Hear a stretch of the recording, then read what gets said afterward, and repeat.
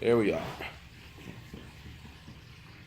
Pete Zakhary, how are you? I'm good, Big Mike. How you doing? I'm doing all right, man. So I know you wanted to go. I know you wanted to do. You want to do a little podcast.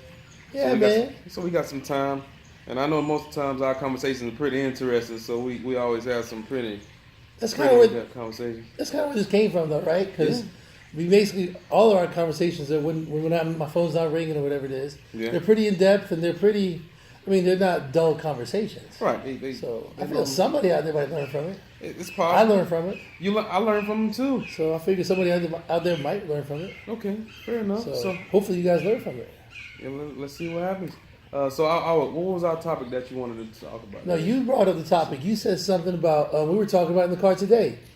About not being loyal to dysfunction. Correct. I love that. I love that title. Okay. Not being loyal to dysfunction was just like, dang, that was kind of like a light bulb for me. The way you put it together. So why'd you like the title? Like, what did it? You know, the funny thing is, I think I lived in dysfunction for a long time, especially with. And I hate to bring up my ex because we're actually getting along now. We're trying to co-parent and things like that. But for years, I didn't talk to my ex-wife. Right. But the 18 years I was with her, we lived in dysfunction. Yeah, and then I think I almost was used to dysfunction coming out of that marriage, that it just kind of triggered for me. You know, when you said it, right. I was like, you know what? I had to teach myself to be normal. Like, because if you actually ask some of my friends, they'll be like, man, drama follows you. You just full of drama, or you full of this. And I'm always prided myself of like not having drama. Right. You know, it just seemed like I was part of it. So when you said that, I was a trigger.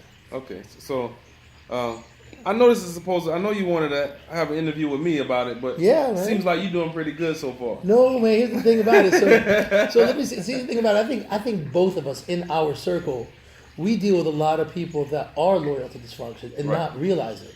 Okay. You mean you agree with that? I agree. So, in your experience, let me ask you this. In your experience, what are some things that either you have come by or know people have come by, without mentioning names, that are normal standard practices or normal traits of somebody living in dysfunction and being used to it, not realizing they're in dysfunction? Man, a lot of my friends, you know, most of us. I mean, I was one. You know, you grow up and you realize what it is to be a father. You realize, you know, what it is to be, you know, just a man in general. You know, we grew up in not knowing the concept behind what it is to be a man. So, you know, the dysfunction for me was I was going out and I was just sleeping around a lot, and I thought that was functional. I thought that was normal. I thought that's how life's supposed to be. But that's not life. You know, it's not normal. It's not normal. Now, people may call it natural, but it's a normal family isn't without a father. That's not normal. Gotcha. You know, that's a dysfunctional household. So that happened from my mom's side of the family and from my dad's side of the family. So when my mom and dad got together, they tried to create a normalcy with it, but you know, just when it was all said and done, their relationship was dysfunctional. So I thought that was normal. I thought it was normal. For a mother and a father to not get along in a household. So as I grew older and I started to see the same traits that I was having and with different relationships with different women, you know, I thought it was normal, and it's not normal. I mean, you know, even to sit back and bash on somebody and cuss them out and get so used to calling females B's and H's and everything else, man, I realized that's not normal. You know, so that's one. I used to fight a lot. I used to think that fighting was normal. I thought it was normal if you don't get along with somebody, or if y'all get into an argument, the person who wins the fight physically is the smartest. So that was normal. The smartest, not the toughest, but the smartest. The smartest. Really? So, you know, that's how it works. So those things were normal to me. So let me ask you this, though, because you just hit on a big subject. So, for instance, as you were talking, I'm thinking, because again, when I talked about my marriage, right? It wasn't what I considered dysfunctional, maybe a little bit different from you, but I grew up, or I kind of went through that where my ex probably came from a broken home. I came from a solid foundation. My parents are still together.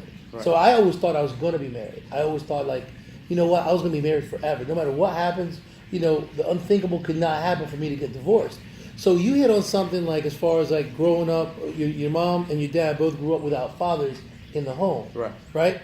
And obviously, that's something that's normal today, if you will. I mean, even though it may be dysfunctional, it is normal because fathers and mothers get together, they have kids, they know they're not good for each other. The mom leaves, the father leaves, there's custody battles over the kids. All that stuff actually happens. That's real life, right? So, is it possible for a single mom or a single dad to raise their kids in a normal household after something like that transpires? It can be a functional household, so it can be functional, but that's still not normal. You know, for humans, for humanity, it is normal to have a mother and a father in a household. It is not normal when one person has to raise the children. So it's the difference between being normal and being dysfunctional. Yeah. So dysfunctional is when you can have two parents in a household and things still aren't functioning properly. Correct. And I think that was that was it. I was like, me and my ex-wife were in the house together, but we didn't function together. Like we had so much dysfunction because we were on different pages. So to me, like the way she grew up and the way I grew up, our values were different. Right. And I think that's an important component as far as when you're looking for somebody. Just core value. We always talk about foundation. Right? We talk about foundation in construction. We talk about foundation in life. We talk about foundation as far as principles and balances and checks and things that we do. So I think the foundation for any relationship almost has to start with the same values. Right. Because when you've got the same core values and the core foundational components, you can build upon that. But when your values are off, then you're already starting at a disadvantage. Exactly. So I guess for people out there right now, I mean, I would probably say, what's the divorce rate these days? 60%, 70%? Something like that? Yeah. So 6 out of 10 people watching this video have either gone through a divorce or are going through a divorce or are probably single right now. Right. So what would you tell them as far as, okay, they've tried it. They had a marriage or they had a relationship that no longer is in existence. What is their next step? Like, what would you suggest to them as far as, hey, you went through this. What is the first step that they need to do in order to find normalcy in a functional home? First, you got to become functional yourself. How do you do that? Two broken things. Anytime you get in a relationship with somebody and one person is broken, I don't care how much you think that relationship is going to work. The entire relationship is going to be broken because the one person is broken. True. So if you have two broken people and then they get together, it's only going to sustain a dysfunctional, because things that are broken do not function. Amen to that. Right? Now, the way you fix that is you got to start just understanding life. Like, you got to sit back and process and understand what you've done wrong, and start realizing that maybe the life that you're living isn't how life is supposed to be. And just start taking time and start figuring out the 3 tests that you may have failed throughout your entire process of every relationship, because there has to be a common ground and why every one of your relationships don't go right. Now, I like to use friendships as a good example. Okay. And I was talking to a group of boys at a middle school maybe a week or two ago, and I got into the conversation with them where I was telling them about my past, and I was telling them how with me and my homeboys, to us, if I sit back and say, "Bruh, I'll die for you, I'll kill for you," and they were like, "Yeah," and I was like, "But that was stupid." Yeah. The reason why that was stupid is because if I really care for them, then I would live for them. Like, I would become more productive. I would position myself to where whenever they fall, I can lift them up. Correct. That's what a real homeboy do. We're gonna all make mistakes, but the dysfunction in the old friendships that I had was, bro, hey, I'm gonna ride for you, bro, I'm gonna die for you. But now it's like, I'm not about to ride for you. You got kids. Yeah. If we both in prison or if we both dead, who's gonna take care of your kids? Yeah. I love you enough, and I'm gonna have a functional relationship with you enough to where if something happened to you, I can take care of your kids. You good? You know what, man? You hit on a really good point, because what you're talking about is somebody being strong enough not to only sustain themselves, but they can sustain somebody else if they need that help. Right. And that's what I've been on this kick lately, as far as like being selfish. Right. I think I've shared with you or not, but I believe like I'm the most selfish person on earth. A lot of people, that's what I get when a lot of people say that to me. People are like, "Yo, Pete, man, you're one of the most generous people I know." Right, you're not selfish, Pete. What I'm trying to tell you is this: I am, and what I'm trying to say is this: I love my kids. more than anything in this world. God first, my kids are second because I don't have a wife, right? Right. So my kids are the next best thing to God that I love, right? I've got a lot of friends that I love. I got a lot of people that I try to support and help in every which way and capacity that I can. But imagine this, if I didn't do me first, if I didn't work hard, if I didn't go to work every day and you know, I like nice things. I like having a decent car, a nice place to live, not worrying about things that I have to worry about. I've got to take care of me first before I take care of my kids, right? I've got to be able to take care of me first before I help somebody out, right? So in a way, you work with me today. I'm always on the ball. I'm always out there. I'm always on top of my game when it comes to my work, right? So I do that selfishly to make sure that I can provide for my kids. So that's what I'm saying when I say selfish is I have to take care of me first. I can't take care of them if I don't take care of me. If I'm a bum in the street and I can't go to work and I can't make money, how are they going to eat? They got to depend on somebody else for that. Right. You see what I'm saying? I see what you're saying. So now I have to be selfish. In order for me to take care of them properly, responsibly, I've got to be selfish. Well, you just hit on something. You talk about your homeboys, and you got to say, listen, man, for me to be the man that I need to be, me to be your homeboy, God forbid anything happens to you, I'm going to pick up the slack. I think that works mostly in relationships, and people forget that. God, we talk about this too, Christ is the head of the church, right? Right. Man is the head of the woman when it comes to a household. Right. Right or wrong? Okay, we good. Keep going. And a man's job is responsibility to do is this. He's got to take care of him and take care of his girl, whether his girl knows she needs to be taken care of or not. He's got to protect her in spite of her sometimes. Right. You know? Because part of that is understanding and realizing our leadership role as men to be able to take care of our family the way we need to, lead our family properly, lead and provide for our family the way we need to, and protect those that are around us. I think a lot of guys fall short in that, man. They like, you know, they expect the woman now to be equal because that's what society says. Right. You know, but that's not the case, man. They got to be the men they need to be for their family. Right. So. And that's a heavy part. That's what most of us they haven't said. Well, we have had very few males to set the role of what it is to be a man, because a male doesn't make, just because you're an older male doesn't make you a man. Correct. So to us, you know, we kind of fall short, and we never develop because of the fact that we stay so loyal to dysfunction that the dysfunction, it arrests our development. Yeah. So we stop developing because we going off of what our mom or what our dad has done in the past, and it holds us captive to development and growth. And being a man is all about management. So sometimes we get into this concept of, you know, feeling like we're going to follow the tradition and we're not going to break the cycles because that's what my dad did, so that's what I'm going to do. You know, think about it. Even now, most kids growing up, they don't want to be, you know, they don't want to go to college. They don't want to follow the history of what their parents did. They want to start their own business. They want to get their own jobs. Because now they're starting to see that it's a level of dysfunction. Most parents work in corporate America, so they're in corporate America so much they don't have time to spend with their kids. So as their kids get older, now the kids like, look, our household wasn't functional. Dad, I may have saw you 2 or 3 nights a week.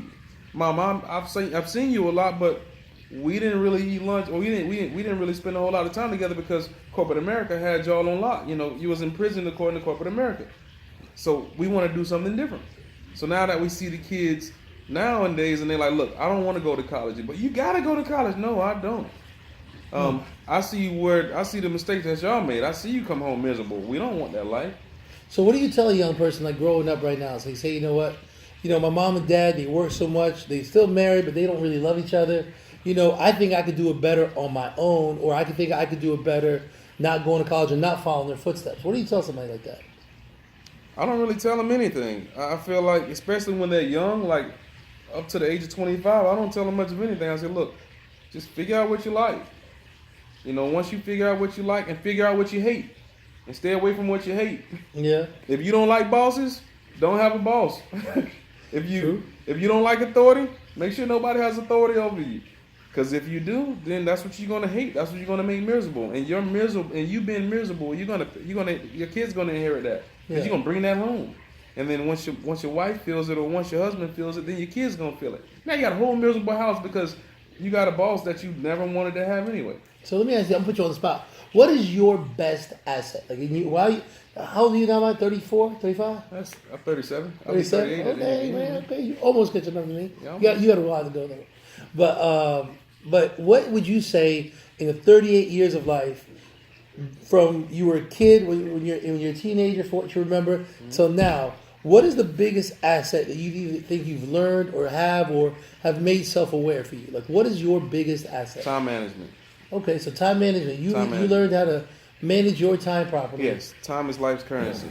So Okay. I realized that whatever I pay my time to, whatever I give my time to, I'll get a return on investment on it. Gotcha. So for me, I make sure I start investing more of my time into doing research and understanding information and gathering who I am as an individual first, then what am I compatible with. Gotcha. So you take the time to learn.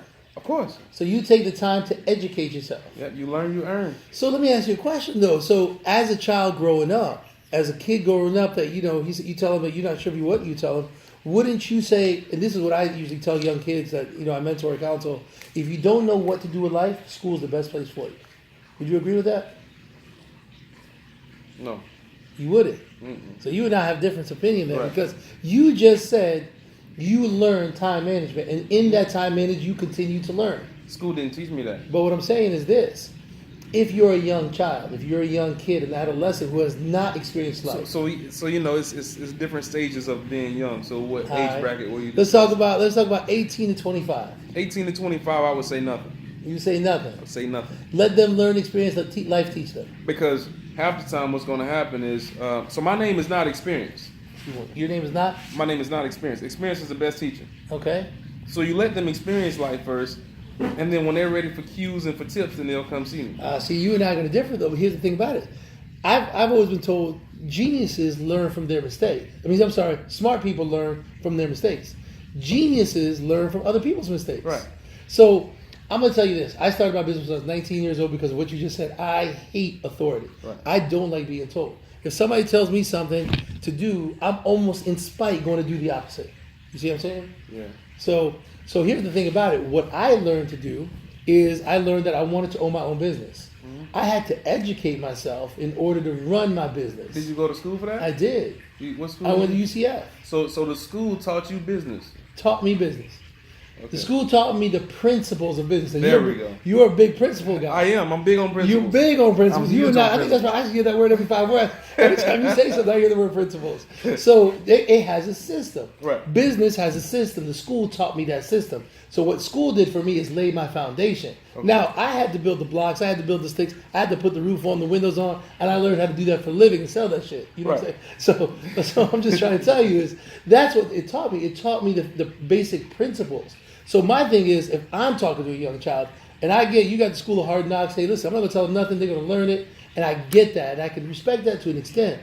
But what I would tell young people out there is, if you don't know what to do in life, and you have absolutely no idea how to figure out what the next steps is, do one of two things. One, go to school, stay in school, and educate yourself, get as much information as you could possibly get. Number two, staying still.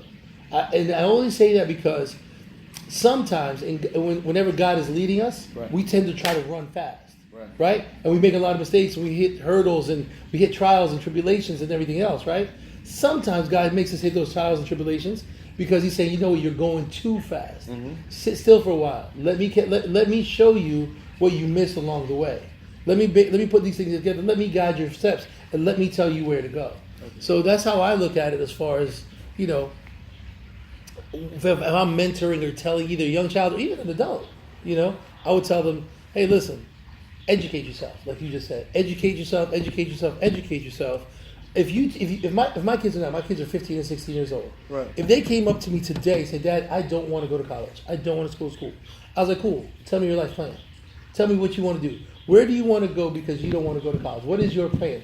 And if they put together a fundamental plan for me, I'd be like, you know what? I support it 100%. You don't have to go to school. You don't have to go to college. I'm gonna support you and fund you and do whatever I need to do to help you get to where you need to go. But if a young child or a young kid don't tell me that, I can't help you, man. I don't know what you want. You don't know what you want. Right. So educate yourself. So, in my defense, between the ages of 18 and 25, The reason why I don't tell them anything is because it doesn't matter what I tell them. Sometimes they just want to be entertained, and if they really want it, then they'll start gunning for what they really want. True. Because I mentor kids. I got kids. I do the Bridges to Success. So I mentor a lot of the boys at the Bridges to Success program at Valencia, and a lot of them, they'll give you all this hype about what they want. Yeah, look, man, I'm trying to go get my fire. I'm trying to become a fireman. Yeah. I'm trying to do this. First sign of adversity, they crumble and quit, and then they got nothing but excuses. Now, this is what typically happens between the ages of 18 and 25. You'll have enough experiences built up that by the time you turn 25, you're like, look, okay, I'm still staying with my mom. I done quit every job that I thought that I wanted to do, and it brings a level of being humble, and then it opens their eyes. Where they're like, all right, so I'm like, look, past 7 years, I'll let you do you, right? Like, yeah. How did you do you work? Yeah. It didn't work. Okay, so now let's talk. Yeah. So I always give them that space. Now some of the guys gonna be go getters. Gonna be like, look, whatever you tell me to do right now, I'm going to do it tomorrow. And those are the ones that I help. Now at the same time, I still got to make sure that whatever they like to do, that they doing what they like to do, because nobody's gonna do what they don't like to do. Yeah. True. So but within 18 to 25, they still in that age of still trying to find themselves. Yeah. And realize what works best for them, what they don't like. And after all the jobs that they have of quitting and getting fired and going through the struggles, then they can sit back and say, all right. So let me ask you this. I mean, when you were a kid, like when you were in that 18 to 25, how many jobs did you have? 2. 2? From 18 to 25, you only had 2 jobs. Yeah. All right. What were they? Actually, I had one real full-time job. I was in the Navy from 2000 to 2004. Okay. After that, I was in college, so it was just like little part-time gigs. So I sold vacation packages over the phone. I sold personal training. I became a personal trainer, and then I started working at a nightclub. So you had a few or four like part-time jobs. Yeah, like as you go to school, right, nothing really serious. Nothing serious. Gotcha. So, but through that, I was in school for electronic engineering, and I just realized I don't like that. I didn't want to. I didn't want to. So when did you become? When did you get to the point where you say, you know what? I like pouring into people. I like pouring into kids. I'm gonna do this now. I'm gonna make videos. I'm gonna speak. I'm gonna have. When did you decide you're gonna do that full time? Well, the videos wasn't really my thing back then. Well, I mean, at least inspiring people. Because I was here, inspiration. You inspire me. We have discussions. You make me think. I'm a better person with almost each conversation I talk with you. So right. So me, it was I started mentoring. So I got into this program. It was a Soldiers to Scholars program, and I started So they'll cover your classes, they'll cover your books, and all you got to do is spend 5 hours a week with kids. Yeah. And when I got into that program, I started noticing how it was a kid in the 11th grade doing multiplication with his fingers. And I slapped his fingers there. I said, man, what are you doing, man? I said, what's 8 times 6? He said, give me a second. And putting marks on the table, and I'm looking like, no, man, look. Throw the paper away. What's 8 times 6? He said, look, man, I'm trying to, if you give me a minute, I'll get to it. And I started realizing that these kids, they weren't equipped to even graduate because he's in 11th grade. He in 11th grade taking liberal arts math, and he doesn't know multiplication. So from there, as I was working with them, I got invited to go speak to a group of kids at the Department of Juvenile Justice. I got a speech called the Diamond in the Rough. Okay. So once I gave them the Diamond in the Rough speech, then kids walked up to me and started asking me questions and talking to me, and from there the adults were like, look, we really appreciate it. That speech was great. We want you to come out and speak at this event. Got it. Now I still got my 95 Caprice Classic, but that's a V8. Yeah. It's a gas guzzler. And Orlando has tolls. So if you go from one side of town to the next, it's gonna cost you money. You're gonna end up spending like $25, maybe even $30 round trip, depending on how far you go out. Yeah. Well, after a while, I started asking for gas money. I said, look, I don't mind coming out here to speak, but I'm losing money. Like, could y'all at least cover my gas? They're like, unfortunately, we don't have a budget for it. Wow. Yeah. I said, okay. So now I asked you just to cover my, just for me to break even. Now that's not going to be a choice anymore. Started Googling and seeing how much speakers charge and started watching different videos. And I was like, my speaker's killing this guy, and he charged how much? 15 grand. Oh my goodness. Okay. Now I gotta go get my license, and then I realized that all it takes for you is just to get your business license in the state of Florida if you want to be a speaker. That's it. Really? Get your business license as a speaker, and you're a speaker. Wow. Then people will hire you, and the better. And it's just the way you convey your content. So the lack of gas money made you become a motivational speaker. All because somebody ain't cared to pour into, like, just because they didn't want to replace me doing that. So from that, then, you know, the more I started learning and I started understanding life and studying life and listening to different speakers and started figuring out what my niche was. And I just realized that I get more of a passion of helping people develop and helping people grow than I do anything else. So that's what it was for me. So honestly, that's when I stopped being dysfunctional. So remember, because when purpose is unknown, abuse is inevitable. I didn't understand the purpose of my life. Again? When purpose is unknown, abuse is inevitable? Abuse is inevitable. Okay. So when you don't know the purpose of your life, you're going to live your entire life dysfunctional. So you'll wear yourself out doing something that you hate. And it's not even who you are. It's not even your purpose. You're avoiding your whole mission because you don't know who you are and you're doing what you're not supposed to. You just touched on a whole subject. That might be another podcast, whatever it is. But finding, that's a big deal because I would probably say half, if not more, people in this world don't know what their purpose is in this world. Right, and that's part of being dysfunctional. Yeah. It's almost like a screwdriver saying, look, I'm going to hammer things down my whole life. Like you're a screwdriver. Yeah. That's your job isn't like, you're taking on way too much impact than what you should be taking on, which is why you're stressing when you get home. Yeah. You're living out of function. So you're not living out your purpose. Right, that is not, like your function isn't to do the job that you're doing. You decide to adapt to what somebody else needed instead of what you're designed to do. So say, for instance, there's somebody out there right now that says, you know what? I am normal in my dysfunction. You know what? As I think about it, my day-to-day is dysfunctional. I'm going through the same cycle, the same chain. Basically, I go through the same cycle. I do this, I do this, I do this. I end up exactly where I am right now. So basically, let's call it a relationship, you know? I love you. Today I love you. Tomorrow we're having problems. The next day we're screaming at each other. The next day I'm out of the house. I'm out of the house for a couple of days. I come back. You know what, babe? I love you. I care about you. And then we come back and do the same thing over and over and over again. If somebody out there is watching this and he lives in normal dysfunctionality, what would you tell them? What would be their first step into fixing it? If it's a relationship, then you got to understand the principles of the relationship. But you won't. It'll be tough for you to understand the concept if you don't know the purpose of your relationship. So sometimes you just have to get with somebody and be like, what's the purpose of our relationship? What are your goals? Your goals don't match my goals. You know what it is to get married? Means two visions become, that means two people have one vision. Divorce means visions.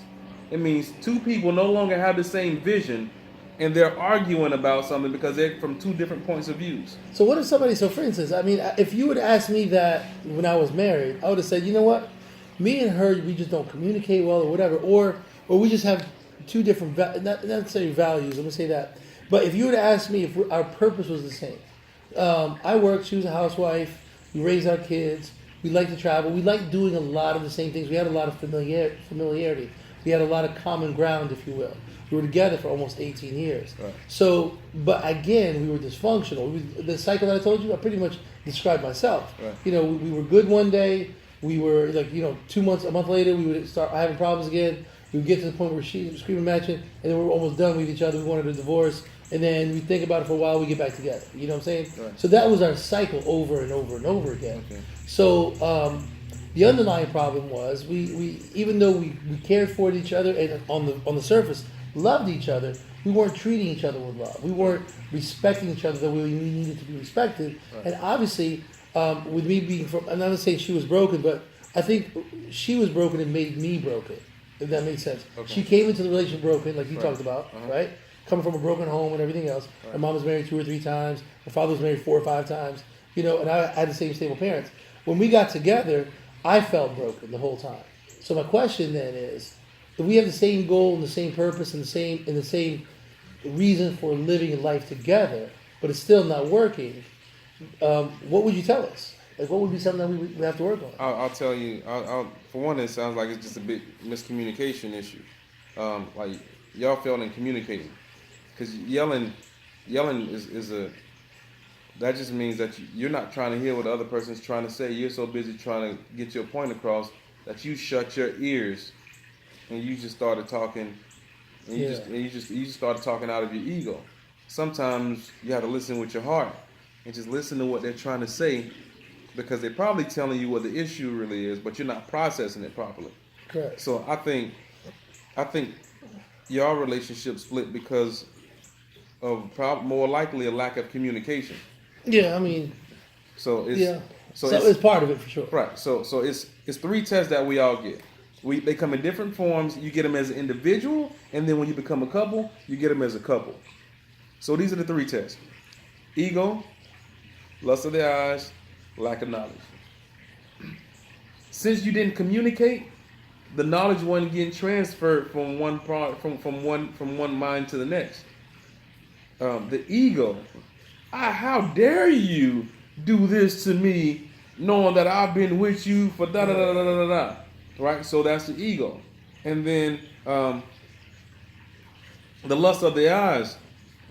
Sometimes 2 people can be together, but due to the fact that somebody wants one thing that's so different, it takes you 2 out of alignment with each other. True. So sometimes you just have I think to. that was, yeah, I would say that. I think all 3 of those were a factor of us splitting. But you said something about ego. Right. And again, remember I told you I'm a very selfish person. I think part of my problem and my fault in the divorce was, I guess I felt like I never did anything wrong. Okay. You see what I'm saying? Right. Even though it takes 2, it takes 2 to tango, and it takes 2 for it to mess up. I felt that I think that was my ego. I think I was more egotistical back then, to where, you know what, say if you were my ex-wife, I'd be like, you're the one that's our fault, not me. You're the one that's crazy, not me. You're the one that's the cause root of this problem, not me. So if I'm that person and I'm walking into a relationship, I mean, I've got to be self-aware as well. Say, listen, I am not the one that's always right. There's got to be something wrong with something that I'm doing wrong. So what I had to do, even during, like towards the tail end of my divorce, and towards after the 6 years I was single, the one thing that I was like, I was trying to be very self-aware, and I was like, you know what? So anytime there was a relationship problem, friendship-wise, business-wise, anything, hey, this didn't work out. Why didn't it work out? What was my part in this not working out? So my mindset had to change. My mindset, I think, changed for 180 degrees from that time to this time. So I had to say, you know what? What was my fault in this? What could I have done better to make it better? So I think you hit on the ego for sure with me. Right. And communication was definitely right. So that was a lack of knowledge, and then the lust of the eyes. So, yeah. But that's how it works. And honestly, most people don't know what a healthy relationship is. I agree with that. They don't know. I just want to be in a relationship. Oh,